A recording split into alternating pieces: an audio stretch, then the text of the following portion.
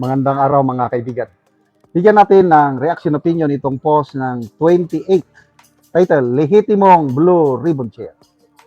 Patuloy ang usapin sa Senado matapos ang magkahiwalay na pag-angkin sa pamumuno ng Blue Ribbon Committee. Sa gitna ng kontrobersya, parihong may mga taga-suporta, sina Senator Erwin Tulfo at Senator Pia Cayetano, na naniniwalang sila ang may lehitimong mandato sa committee.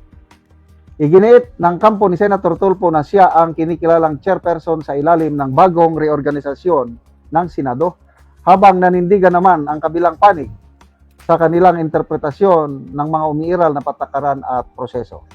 Sa inyong pananaw, ito na, survey ito. Sino ang may mas matibay na batayan sa usapin ng pamumuno sa Blue Ribbon Committee? Okay? Kung Senator Tulfo, survey ito mag-react ng love. Kung Senator Pia, mag-react ng yung shock, na shock. So tingnan natin ang resulta. Ako, bumoto ako, shock. Pia Cayetano ako eh. So ilan ang nag-shock, nag-love? 37,000 ang nag-react. 31,000 ang nag-shock. Ibig sabihin, Pia Cayetano, 4,800 lang ang nag-love. So ibig sabihin, mas marami. Ano ito? Nasa 90% ang bumoto na ang mas lehitimong Blue Ribbon Committee Chair ay si Senator Pia Cayetano. 10% lang ang namili kay Erwin Tulfo. Yan na po. Basa tayo ng mga comments. Number 1 dito, Louie Mirar. Kilala ko ito, senior officer ko, retired general. Sabi niya, Senator Pia Cayetano. Apa?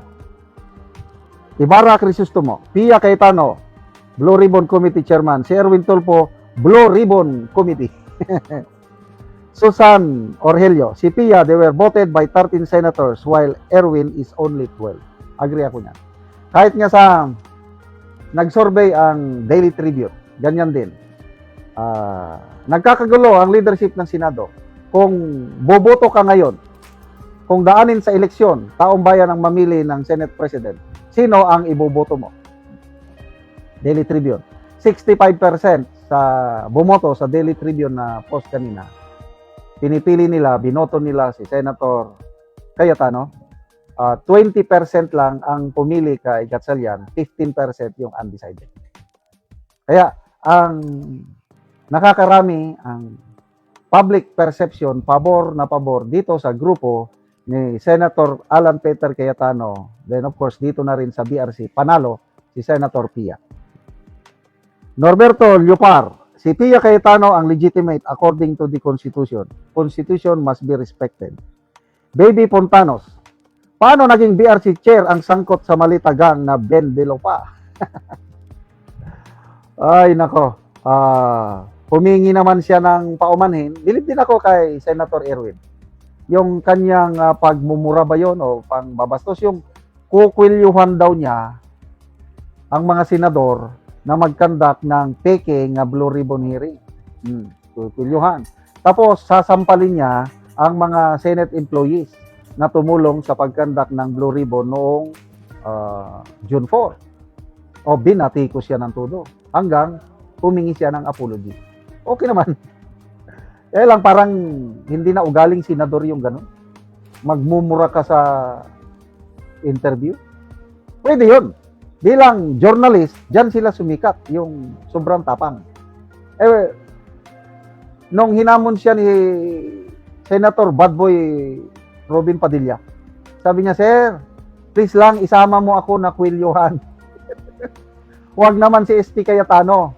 Dahil hindi yan sanay sa bardagulan. Ako ang unahin mo. Kung matapang ka, hinayupak ka, unahin mo ako. Wala. Hindi siya nag-respond. Humingi ng apology.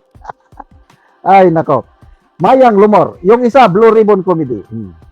Raymond Enres. Talo pa rin, tuplok kahit binaliktad na ang reaksyon. O nga, nagtaka ko, dapat yung reaksyon sana, love, like. Hindi nga. Pia Cayetano ako, nakasyak ako. Siya, 90% pa rin. Nico, Jacob, si Erwin ang red ribbon, si Pia naman ang blue ribbon. Speaking of blue ribbon, ang origin pala niyan according to Attorney Baligod. Bakit yung Committee on Public Accountability sa Senado tinawag na blue ribbon? Nagsimula pala yan 16th century sa France nung knight, yung may mga kabalyero, knight in shining armor. Nagkakaroon ng competition ang mga knight. Yung mga palaging nananalo, ang kanilang mga insignias are in blue. Signifying yung blue, cordon blue, signifies excellent integrity, wisdom, respect, and everything. Kaya pala ang blue ribbon, yan ang pinakamatinik na committee sa Senado. Kaya sabi ni Attorney Baligod sa kanyang post, ang chairman ko ng blue ribbon, hindi ka man lang mahiya. Alamin mo ang history ng committee kung saan nagmula yung blue ribbon. Nasaan ang iyong integrity, excellence, wisdom, and everything. Mangungwilyo ka ng parehas mong senador, sasampalin mo ang mga nakakaya, di ba? So, hindi nyo maluloko ang taong bayan ngayon.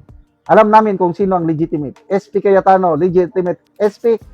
Si Senator Pia, legitimate DRC chairman. Ganun lang yun kasimple.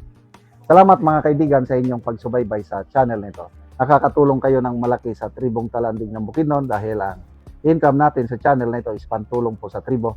Namimigay tayo ng libreng yero at pako para makapagpatayo sila ng mas maayos na tirahan. Panoorin nyo ang video nito. Karon mo na niyang matagaan og yero si tatay. Sa naghatag tayo sa aning sin. Si tatay. So mo ni ang balay ni tatay nga kawayan lang. So makita gid nimo nga Salamat gyud. natagaan gyud sa yero among tagaan. Naisdan among ato. So si tatay mo ni ang kahimtang.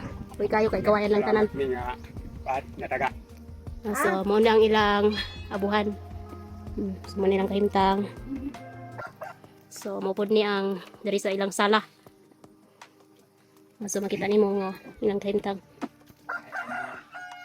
Galingan nga. So kawayan lang gyud. So loy gyud guys silang tatay kay kawayan lang.